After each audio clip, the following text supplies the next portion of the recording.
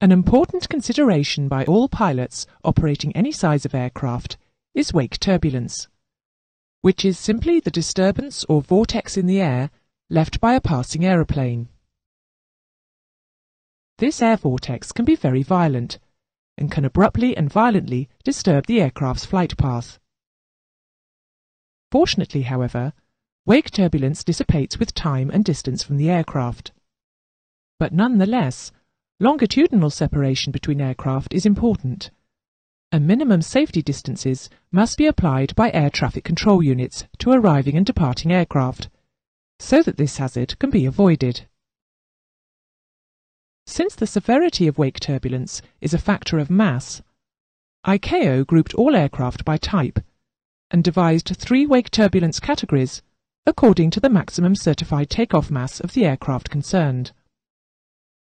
The categories are illustrated here. Heavy, aircraft of 136,000 kilograms or more. Medium, aircraft of less than 136,000 kilograms, but more than 7,000 kilograms.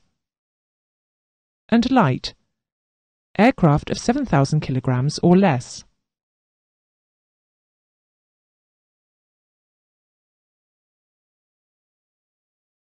Separation minima is applied to aircraft under the following circumstances. When 2 aircraft are using the same runway, either for takeoff or landing,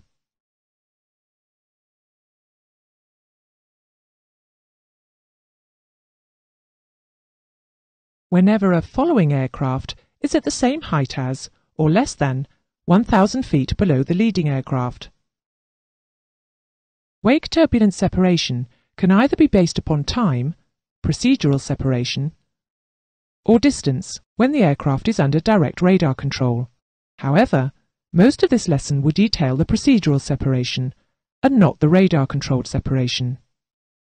But brief mention of radar separation will be made when appropriate. The approach to land is a particularly important phase of flight, so we will now discuss the wake turbulence separation minima that will be applied to arriving aircraft. Remember, there are 2 types of wake turbulence separation. One procedural, being non-radar and based on time, and one based on the aircraft being under radar control, and thus based on distance. For non-radar separation, medium category aircraft, following a heavy category aircraft, must maintain 2 minutes separation minima.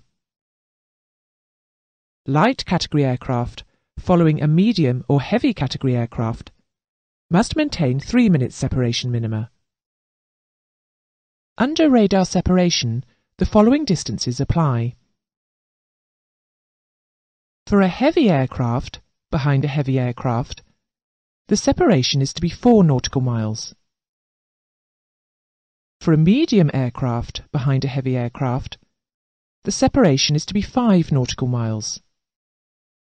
For a light aircraft behind a heavy aircraft, the separation is to be 6 nautical miles. For a light aircraft behind a medium aircraft, the separation is to be 5 nautical miles. Here are the tables of the radar and non-radar separation information to help your understanding. This completes wake turbulence separation for arriving aircraft. Next, we will look at wake turbulence separation for taking off and departing aircraft.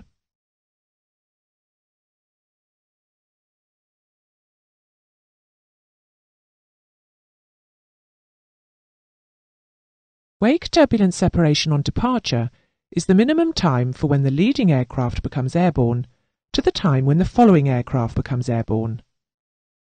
However, not all departing aircraft take off from the same runway, and this adds a degree of complexity to the separation.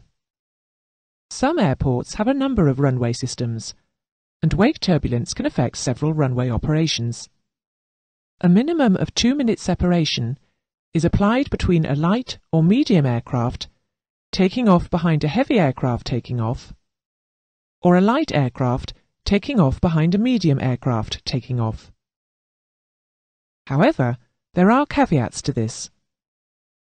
These are that the aircraft are using the same runway as shown here, or if they are using parallel runways separated by less than 760 meters, crossing runways, if the projected flight path of the second aircraft will cross the projected flight path of the first at the same altitude or less than 1,000 feet below it, parallel runways, which are separated by 760 meters or more if the projected flight path of the first aircraft crosses the second at the same altitude or less than 1,000 feet below it.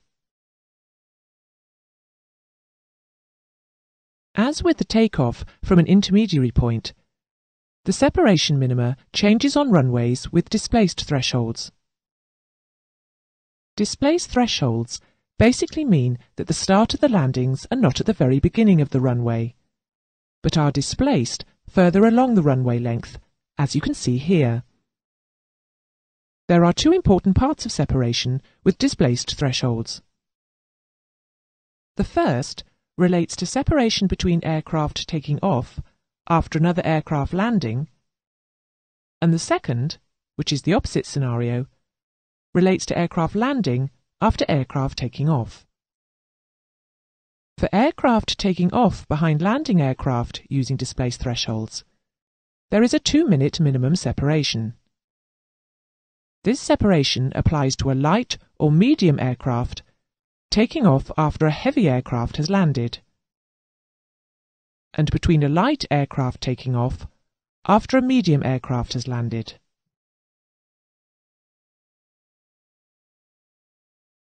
For aircraft landing behind another aircraft taking off using displaced thresholds, there is similarly a 2-minute minimum separation between a light or medium aircraft landing after a heavy aircraft has taken off and their projected paths cross. This separation also applies to a light aircraft landing after a medium aircraft has taken off.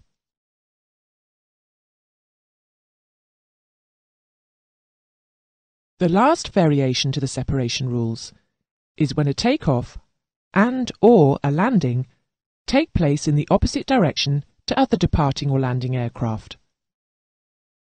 If a medium or light aircraft is attempting to take off in the opposite direction to a landing aeroplane on the same runway, and that landing aeroplane is heavier and initiating a missed approach, then the separation must be at least 2 minutes before the lighter aircraft commences the takeoff.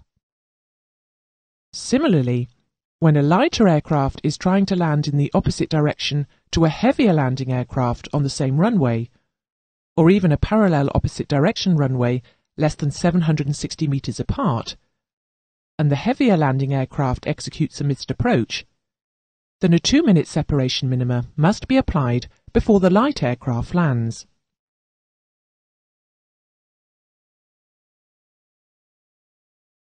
In the last part of this lesson, we will examine the details of when wake turbulence separation is not required.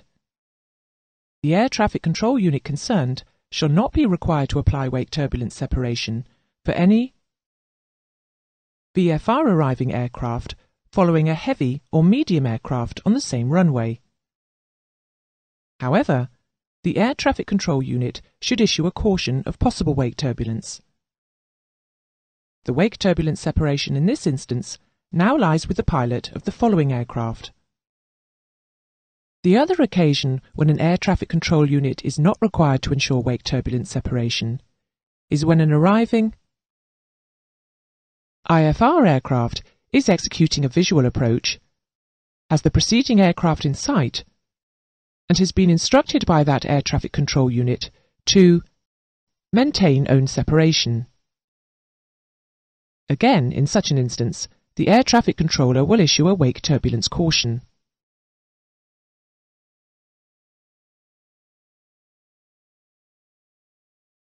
This ends the lesson on wake turbulence separation. Hopefully, you have understood the importance of wake turbulence separation, and have also started to become familiar with the varying rules regarding wake turbulence separation.